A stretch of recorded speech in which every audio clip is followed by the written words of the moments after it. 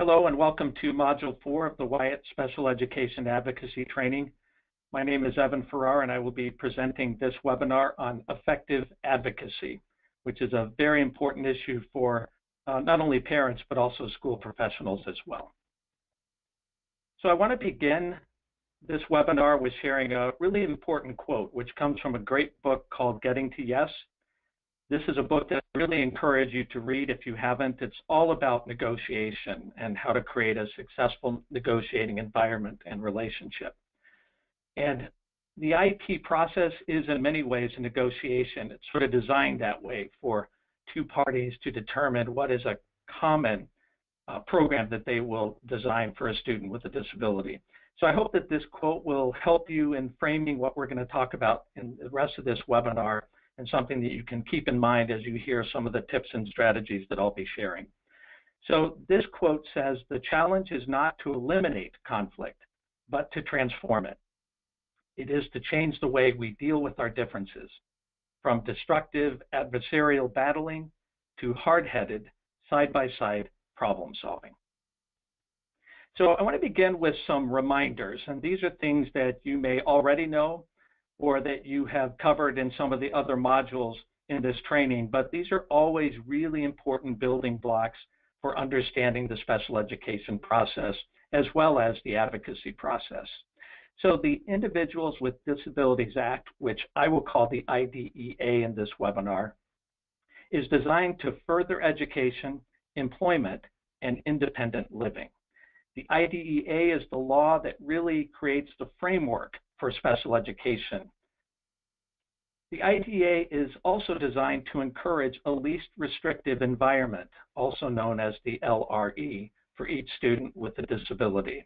And this basically means that every student with a disability should, whenever possible, be in a more inclusive environment. The IDEA is also designed to promote a school-parent partnership to determine how to identify and meet the educational needs of a student with a disability. So the IDEA includes provisions to protect the rights of students and parents, and also calls for meaningful parent participation in the process. And the key word in that sentence is meaningful, not just casual, but meaningful participation in the IEP process. The IDEA is designed to create a free and appropriate education, otherwise known as FAPE, for a student with a disability. This means that each educational plan should be appropriate for the student based on their disability, and we'll talk a little bit more about that throughout the webinar.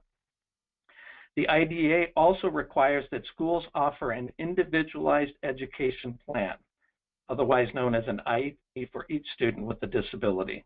This means no predetermination of a plan or services because one size does not fit all. It has to be individualized. So let's talk just briefly about the playing field, and this is the playing field where special education advocacy occurs, and I just want to point out some key things to think about as we talk about special education advocacy. So the Iep team drives the creation of a plan to create an appropriate educational environment for a student with a disability. So one of the helpful ways to think about this is to use a car metaphor, and to talk about how what the IDEA provides is not the Cadillac of plans for a student with a disability, but rather the Chevy. So it is an appropriate vehicle for giving a student with a disability the supports and services that are needed, but it is not required to give the best possible services and plan. So this is often a big point of contention between schools and parent advocates, because the argument is about what is appropriate and what is not. And frequently that's where IEP teams find that they get into a lot of conflict, because the way the law was written, it created a lot of ambiguity around that particular issue of what appropriate means. The IDEA process also encourages collaboration between parents and the IEP team, but it also assumes disagreements might happen. And so when disagreements happen, the IDEA offers remedies to resolve conflict, including a due process hearing. The due process hearing is probably the remedy that most parents have heard about. And so I'm going to talk about that for just a few minutes in a little bit more detail. So this is what is important to know about due process hearings, or at least some of the things that are important to know about them. First of all, they really are the most expensive option because typically a due process hearing is going to involve both an attorney for a parent and also an attorney for the school. So right there, the cost of this particular remedy goes up.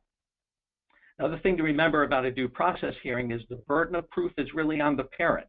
So the parent has to show that the school violated one of the mandates or more of the IDEA in order to prevail in a due process hearing.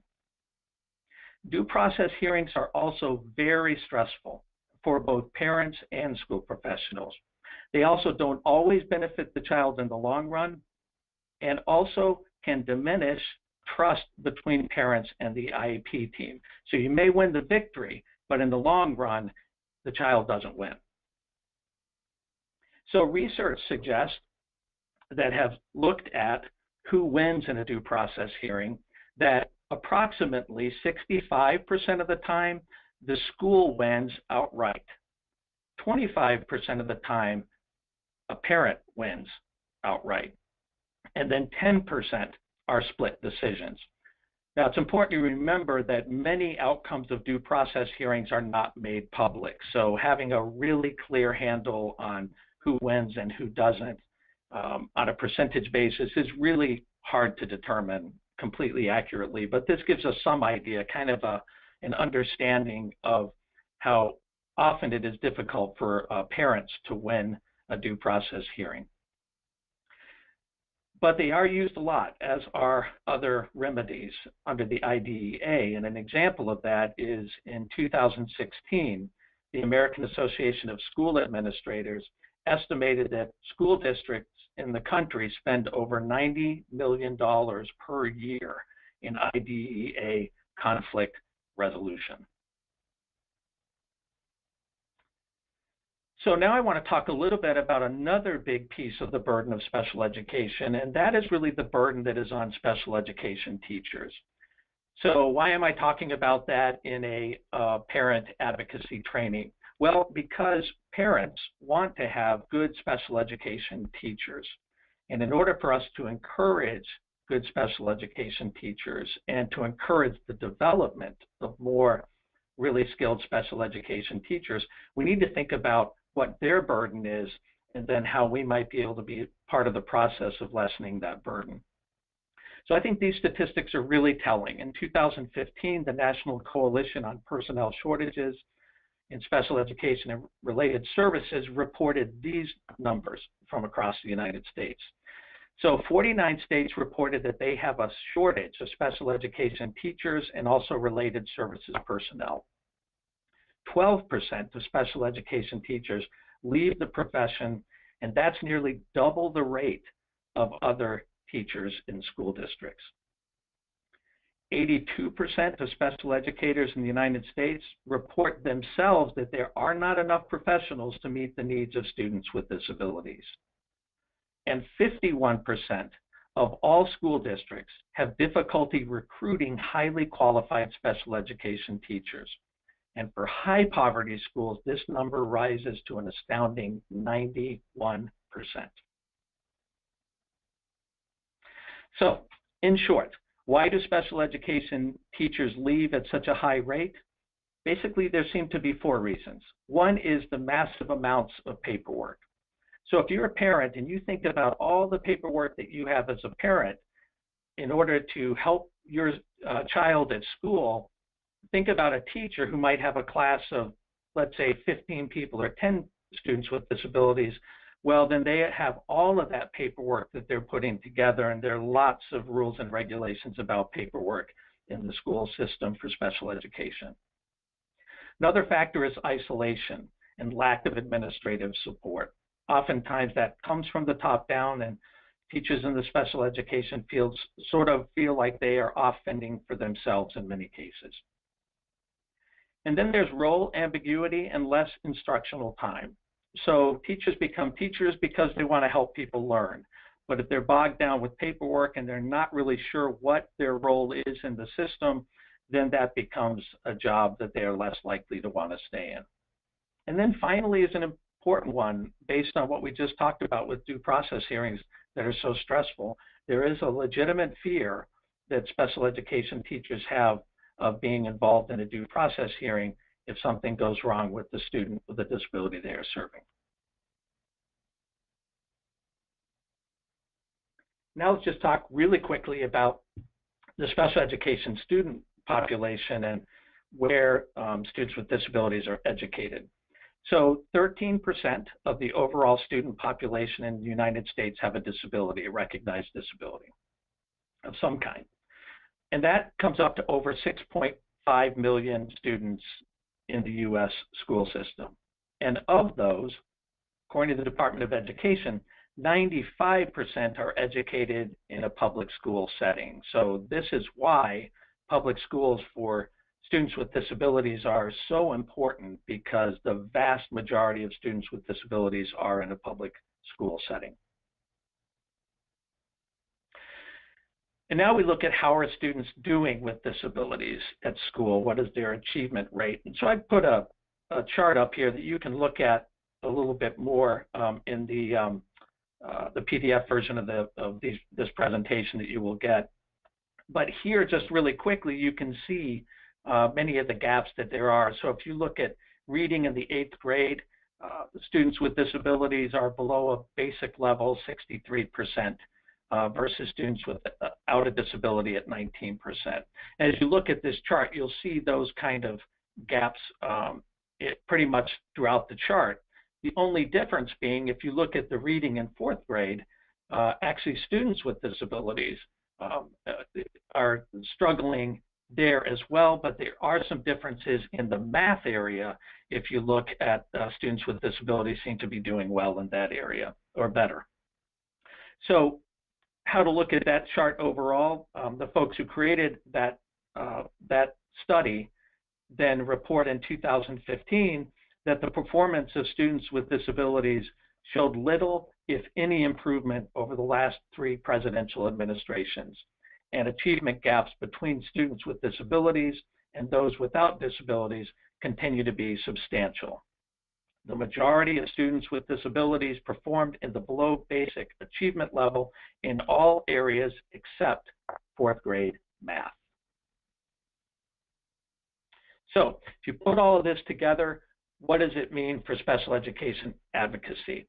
Well, what it means is that effective special advocacy is absolutely crucial. It's crucial because good advocacy can make the IEP process work better. It can reduce the stress on parents and professionals. It can avoid costly due process hearings when possible. And most importantly, you put all of this together with effective advocacy, then it helps to improve educational outcomes of students with disabilities, which is really what the IDEA is all about. So for the rest of this webinar, I want to give you some really practical tools that I hope will help you as an advocate. So for some of you, you may just be starting out as an advocate for your child in a school setting. And if that's the case, I hope this will give you a really good place to start with lots of tools and strategies. If you're a more seasoned advocate for your child, then that's great. And then what I hope for you is that you will find some strategies and tools that maybe you haven't thought of or maybe you haven't used that might help you in the advocacy and the skilled advocacy you're already doing. So let's start with the fact that anger in difficult school situations is understandable and it's appropriate in many circumstances, but it is not a strategy. So you know, just in your own life, if you react out of just being angry in the heat of the moment, oftentimes that doesn't result in the greatest outcome. So it's important when you do feel anger and frustrated with what's going on at the school to sort of step back and give yourself a little bit of time to calm down and to identify more with the rational part of your mind and be able to craft a strategy that will address the very issues that might have made you angry in the first place. And that'll be usually a more effective process. You also want to document everything. You can never document too much. The thing about that is if you document and you do have to go to, for example, a due process hearing, you'll already be well prepared because you have all the documentation on your side of what's happened. Remember with an IEP that if it is not written in the IEP, then it didn't happen.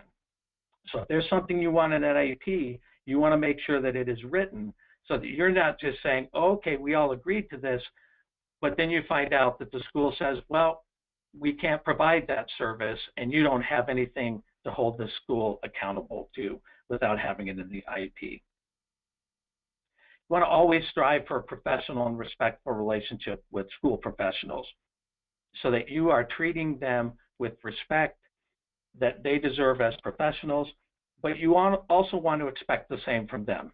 School professionals should also be treating you very respectfully because you're an important part of the process called for by the IDEA. In terms of special education law, I really think what you want to focus on is knowing the special education law that you need to know. Very few people are experts in special education law, and certainly among parents and advocates, that's the case. But good advocates know the law that they need to know. And oftentimes you only know that when you need to know it. So if an issue comes up that you're not sure about, you're not sure if the school is serving your child the way they should, it's really important then to look and see if you can find anything in the IDEA that might back up what you're saying. You also don't want to assume that school professionals always have an accurate understanding of special education law, especially on the front line. Even sometimes principals of a school don't really understand how they're supposed to be serving a student with a disability. So don't always just accept that word. You also want to check it. Doesn't mean that you think they're lying to you, but you just want to be aware that sometimes their knowledge base might be less than you think it is.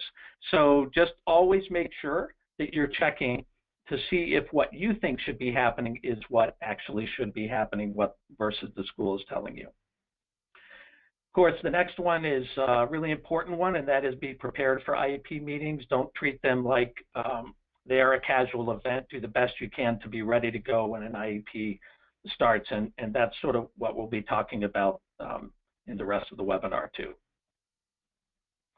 Be reasonable. Seems obvious, but it is difficult, especially if you get frustrated and angry with what's going on. But the standard of being reasonable is a really important one. And oftentimes, in my experience of talking to people who decide due process hearings, they will fall back in some ways on which side was more reasonable. You always want to be on the side of more reasonable. It doesn't mean you're not going to disagree, but it does mean you're going to do it in a way that is reasonable. Helps sometimes to bring someone with you to an IEP team. It's always like 10 or 12 school professionals and 1 or 2 parents. If you're on your own as a parent, bring somebody with you, a friend, a sibling, anybody that will come there and just sit with you. They don't really have to do anything other than to be a support for you, and they can also listen and maybe give you a different perspective on what they're hearing. You also really want to understand academic testing and results. And that's important because it's the testing and those results that give you a performance baseline for your child. And if you don't know that baseline, you don't know where your child is starting, then you will have a tremendously difficult time knowing if they are actually making progress. So remember, in this sense, it really is all about the data. You want to make sure to pick your battles. Some things you can let go of, some things you can't. So if you put it in the context of Prader-Willi syndrome, one of the things you can't let go of is food security. That's a battle you need to fight. Others may not be as important, but when it comes to kind of the safety and welfare of your child, those are battles you need to pick. But if you look at some other things, you may be able to say, that one I'm not feeling like I really have to go to war on. And if you haven't done this already, definitely take some time to read the IDEA, and you can also check related commentary on how the IDEA is applied. And we'll have on the website, you'll see, for the training website, you'll see some resources that will help you do that. Especially with a condition like Prader-Willi syndrome, you want to translate medical language and issues into school language. And your medical provider should be able to help you with this. But you want to help the school understand how is that medical condition impacting their ability to succeed and be safe at school. Other key thing to remember is schools will not automatically follow what a doctor recommends. Sometimes parents think that, but school professionals sometimes will resist that. And you can sort of understand they don't really want somebody from another profession coming in to tell them how to do their job. So that's why it's important to prepare those letters in a way that is really tied to what it looks like for school. You know, in the playing field these days, you also want to really know what the difference is between a special education attorney and an advocate. So here are some of the differences. There are probably more, but these are the ones that I think about when I distinguish those two roles. So attorneys have a legally recognized confidential relationship with parents. That is a big difference. It means that what you say to your attorney is protected. That's a key. Another one is that attorneys can represent parents in due process hearings anywhere in the country. And the third one, as we talked about a little bit, is that attorneys, of course, are more expensive. Now, in terms of special education advocates, they are not licensed. So that's a really important thing to know. They also don't have a legally recognized confidential relationship with parents. So it's entirely possible that any communication between an advocate and a parent could be used, for example, in a due process hearing. Now, there may be some protections in certain states. I don't think there are, but there could be. So you want to check out in your state how they recognize advocates and what kind of rights and responsibilities they have. And that includes the fact that in many states, an advocate can't represent a parent at a due process hearing. It has to be by an attorney, but there are some states where an advocate can. The other very helpful feature is advocates are much less expensive. So having a really good advocate means that you can get the same thing done that you want to through a special education attorney, but you can do it at less cost. So especially in terms of advocacy or advocates, you want to really be careful to screen when you're hiring an advocate, because in many ways anybody can say they're a special education advocate. And because there's no licensing and process for that, a little bit like the Wild West with anybody can hang out their shingle as an advocate. So just screen those carefully, ask other parents if they've used somebody, look at their resume, those kind of things, ask for references from other parents. All those things can help you screen an advocate. One interesting thing is, though, that in more and more situations, you can get the best of both worlds, in that you can find an advocate who works in an attorney's practice so that you get the lower cost of an advocate, but you get the backup of an attorney available and involved with your case. So that's something you might want to look at too. Always affirm what the school does well. Saying thanks goes a long way. We know that in our own lives, and too often we focus on what's negative and don't remember to say thank you for what's positive. And with school professionals, that's really important. If an IEP meeting gets heated, and sometimes it will, remember you can always take a break or you can reschedule. You can just say, time out, I need a break, I can't continue right now, and then just ask for a break or have it rescheduled, and that's totally fine to do. One suggestion I heard one time, I think it was through Wright's Law, that it helps to display a framed picture of your child at the IEP meeting. That just helps participants keep focused on what matters. Always good to have no surprises at the IEP meeting or with the school. So if there's something you want or that you're concerned about, give them a heads up and expect the same from them. Surprises don't help IEP team meetings at all. So that's part of being respectful both ways. Definitely keep your own IEP team minutes and share those after your meeting with the IEP team. And that can be by paper or by email. You want to include in those minutes items of disagreement as well as recommendations you have to resolve them. Also include items of agreement. Recommend you ask to see if those minutes can be actually attached to the documentation for the IEP team meeting. Sometimes schools will not do that depending on their regulations, but if that is not possible, you have your own email documentation of those minutes. Then when you go to your next meeting, you can go back over any areas of concern that have not been addressed. You want to focus, when you do have an issue that you're trying to resolve, a significant issue, on how that problem is really damaging your child, how it hurts them.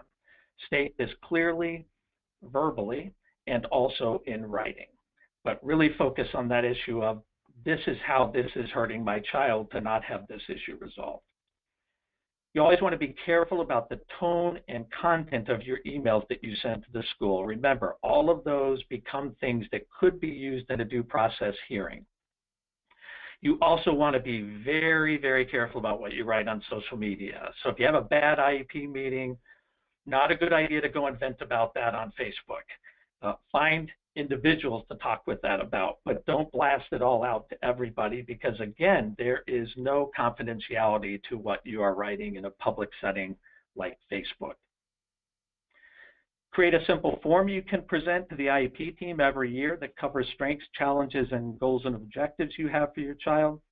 We actually have a download that you can do with this module of a great example of that to help you keep track of your records and prepare for IEP meetings.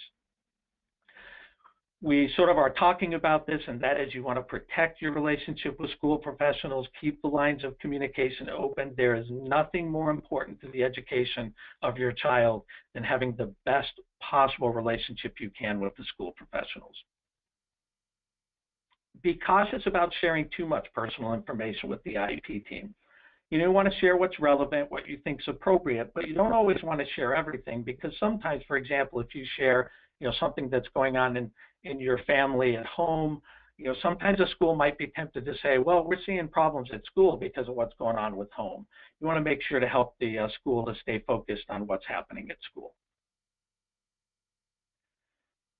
You want to try not to make negative assumptions about school professionals. Most really do want to serve your child well, the vast majority. So just keep that in mind. Give them the benefit of the doubt until you have some reason not to do that. This is a big one. Be cautious about accepting school advice from other parents. They may mean well, and in most cases do, but what works for one child doesn't always work for the other. And so every situation, because it's different, is probably going to have a different outcome and a different set of interventions that help. So just be very careful about, if a parent says, hey, I did this, this is what you should do for your child. Just be cautious about that. It's important to understand those mandates we talked about earlier under IDEA to prepare students for further education, employment, and independent living, because those have a big impact on how the school looks at what they're doing for your student. You want to encourage the IEP team to begin every meeting with a positive about your child from each participant. Every child has strengths, and you want to start with that. Make sure somebody says each person a strength that they feel your child has. Oftentimes when I look at an IEP, I can quickly tell if a school likes a child or not because of the language they use to describe the child. Encourage your IEP team to be strength-based in how they evaluate your child's participation at school. Now, this one is an important one. It's a hard one, but work to understand the school perspective. It is absolutely essential for creating an effective advocacy strategy. If you know how they're looking at it, it'll help you to craft a strategy that will help address some of those concerns. So I just want to give you 3 quick examples of that.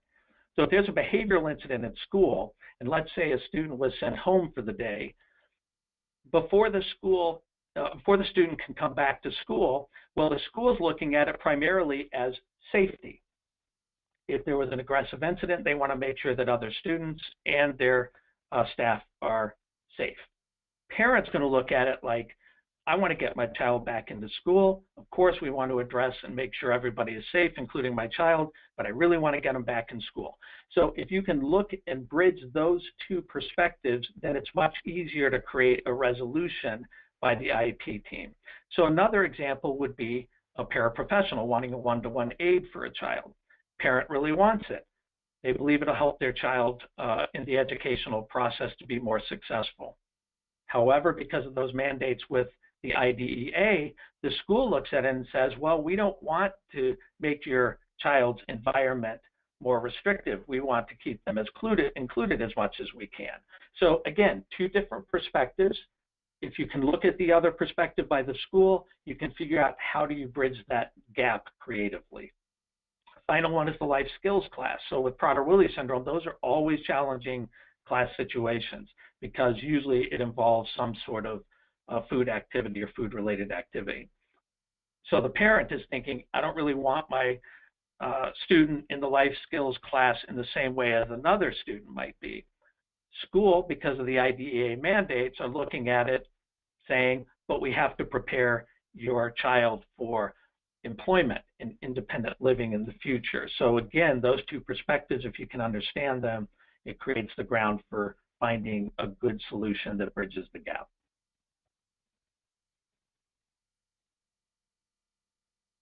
Always want to pay attention to transition planning as your child starts to get older. Schools often forget to do that or just don't do it very well. So just make sure you're asking that question at IEP meetings as your child gets older. And we're talking about, when they get in the probably 10 or 12-year-old range, you want to start just asking about that and just see where things are. You also want to seek out training. Remember, effective advocacy is a learned skill. You're not born with it.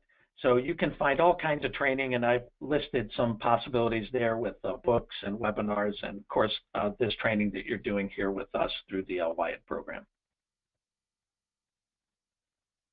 More tips and strategies. So you always want to educate school professionals about Prader-Willi syndrome.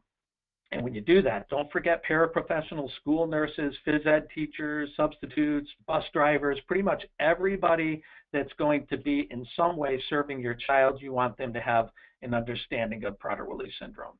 It's also important to visit and share information with the new school placement in advance. And one of the things I like to encourage parents to do is put in the IEP that staff are required to have a yearly training on Prader-Willi. That way, you can make sure that people look at materials and read materials that will help them to understand how to serve your student better. And remember, if it's in the IEP, then it's more likely to get done, and you can go back and hold them accountable to that. What happens when you disagree with an IEP team decision? Well, first of all, you ask for an explanation of their decision, and preferably you get that in writing. You just ask and say, can you help me understand why you all think this is the best route to go? Then you want to listen to what they propose, and if it's reasonable, try it. Why not? You may find out that it works. But put a time label on how long you will try that out.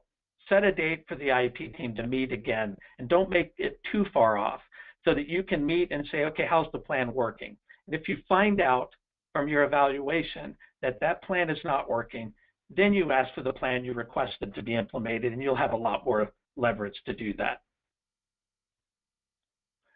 This is something parents often forget to do because you're handed so many papers by the school, but you want to make sure to read really carefully any information the school gives you about policies and procedures in your school district.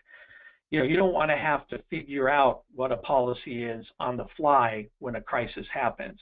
You want to have some awareness at the beginning, and so don't take lightly that information they give you. Remember what we talked about with meaningful participation by parents in the IEP process?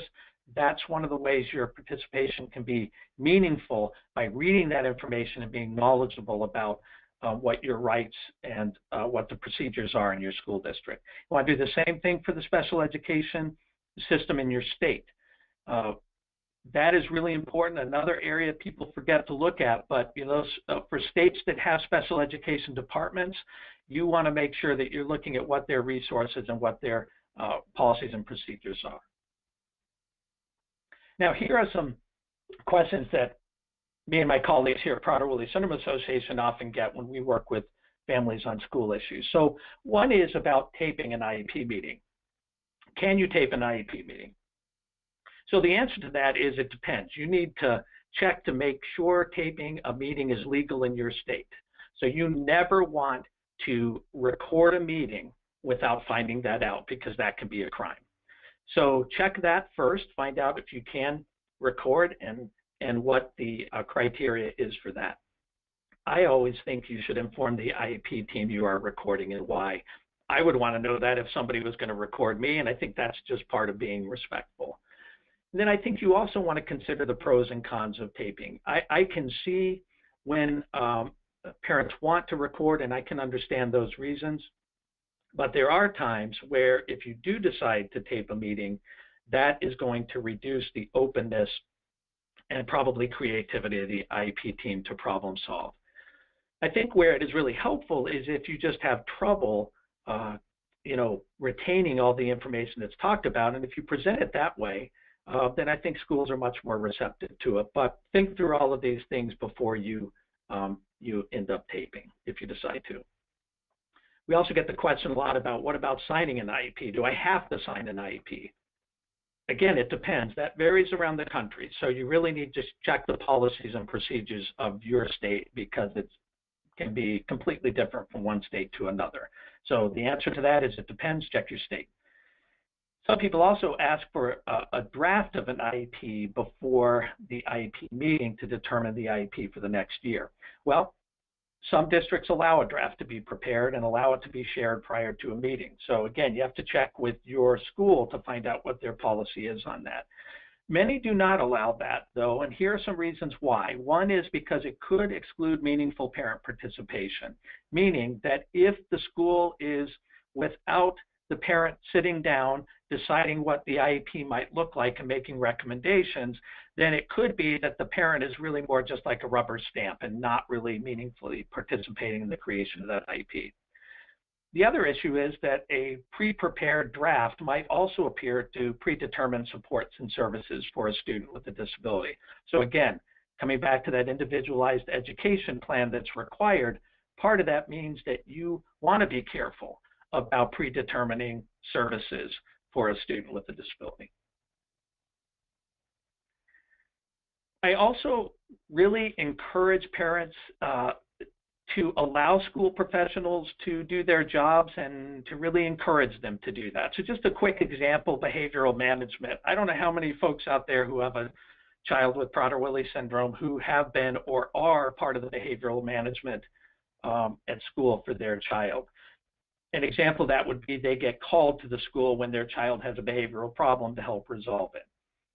That's what school professionals should be doing, not you as a parent. So that's what I'm talking about. You want to allow the school professionals to develop that relationship with your child in the school setting and have a good plan that you can help them develop to meet the needs that they have.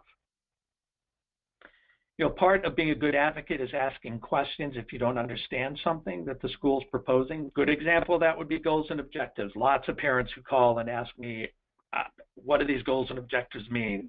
Or what should I come up with for goals and objectives? Again, the school needs to come up with those goals and objectives with your input.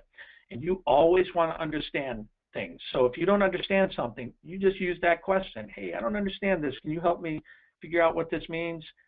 That is such a good way to approach it. You can often ask a question that gets the information that you want in a much more effective way than if you do it in kind of a declaratory statement to a person about what you think they mean. So keep asking those questions. Effective advocacy, remember, is not just about getting things done. It is also about getting things done in a way that strengthens your relationship with school professionals. This is what creates an environment for sustainable collaborative problem solving. So it's kind of like you don't want the slash and burn method if you can avoid it. There are certainly situations where people are effective getting supports and services by going into an IEP meeting and just being very aggressive and in conflict with the school professionals. But over the long run, that is not really good for the collaborative relationship. I don't even think it's good for the parent, certainly not also good for school professionals. And ultimately, the goal is to make everything good for your child. And so the more collaborative you can be with the IEP team, the better the relationship, the more likely it is that the environment that's created is going to be better for your child. So just keep that in mind. As you can probably tell, I'm a big believer in positive interaction and collaborative problem solving. It's definitely my bias. But if you are somebody that feels a more aggressive approach works, that's fine. But I just want to ask everyone listening to sort of think about that. And going back to that quote we had at the beginning of the webinar, how can we be effective negotiators that really help us to be kind of hard-headed problem solvers together, where conflict's not denied, but it's used as a way to problem solve. One thing is that you feel that your relationship with the IEP team is on the wrong track, then hit the reset button. You can do this anytime. And I say this to school professionals as well. There's no reason why the IEP team can't get together and say, how do we make our relationship better? What things can we do to remove the mistrust that we have going on? How can we communicate differently? I mean, it's a team, and it's designed to be a team to work together. And because conflict is probably going to be part of that team no matter what, if you find that you're getting bogged down in it, then you take the part as the parent to see if you can hit the reset button and try to get things back on track. We are always happy to help with that here at Prader-Willi Syndrome Associates. A big part of what we do is being a bridge between parents and IEP teams that might be struggling with how to problem solve an issue. So last but not least, and I really mean that, is this tip, and that is to take care of yourself. It is absolutely true that good self-care is a major key to being an advocate. Without it, you'll probably burn out. And when you're burned out, it's easier to get angry. It's easier to get frustrated. It's harder to think clearly. It's harder to have patience, more easily get irritated, all of those things that make it difficult for you to take on this very challenging role of being an advocate for your child in a school setting. And that's the other piece of it. Just as we've talked about in this webinar, and if you listen to the other 5 webinars that we have in this training, there's a lot expected of parents. There's a lot of stress involved in it, even if you have the best IEP team relationship. So with that kind of burden, you have to really make sure that you're looking at the issue of how to take care of yourself throughout your child's school years. So here are just some ideas for how to practice good self-care as an advocate for your child. So one is to schedule time for yourself on a regular basis. And that means schedule it. Put it in your weekly schedule. Put it in your calendar on your cell phone. Make sure that you keep that date with yourself to take care of yourself. And make sure you ask family and friends to help you with this. That could be a spouse, partner, family friend, a relative, but somebody that you can say, hey, can you help me to make sure that on a regular basis I can keep this appointment with myself to practice self-care? And that might mean they help take care of your child. They might take care of some other responsibilities you have at home, but really use that as a way to lean on your support system to have them help you with this important task. And then you can explore self-care activities. I've only put a couple of here, and self-care activities will vary from person to person, but certainly exercising can be a helpful process with reducing stress and keeping you healthy. Maybe getting a night out with friends where you can just go have fun and sort of do what you want without the stress of being at home and worrying about what's going on with your child. And lots of people have found great relief and techniques such as meditating that help you to kind of center and quiet yourself and find a place where you can recharge and renew your energy. Also important to find supportive communities and people who can walk with you on the journey. This doesn't mean it has to be a community of just people who have children with disabilities. That can certainly be one source, but you may find other communities. You may just want to break from folks who are raising a child with a disability and would just like to find some folks who you talk to about other things. Also, of course, includes religious communities, other community groups that you might be part of or can find. The key is don't stay isolated. Make sure that you're connecting with other people as much as you possibly can, because isolation definitely leads to stress, and you want to avoid that as much as possible. So seek out those folks. And then finally, if you find that you're really struggling, you've tried some of these other things, or you just can't get them started, in my opinion, don't hesitate at all to reach out for professional help. It's a smart thing to do. It'll help you to be a better advocate if you're really struggling to get back the balance in your life and be ready to do all the things that you need to do as a special education advocate for your child. So some next steps that we have for you after this webinar. We have some great free resources for each training module. They're available for download from what will be the training website for this training. If you need assistance with the school issue, you can always contact us at the Prader-Willi Syndrome Association. Our number is there. Just ask to speak to a family support counselor. We'd be happy to talk with you about what's going on at school and how we can help. If you do have questions or comments about this module or our training in general, we'd love to hear them. You can send them right to me at eferrar@pwsausa.org, and love to have your feedback. And so this concludes this training webinar. I thank you very much for attending. We're delighted that you are looking for more training and hope that the information that was shared in this webinar will be useful to you and helpful to your child. Thank you very much.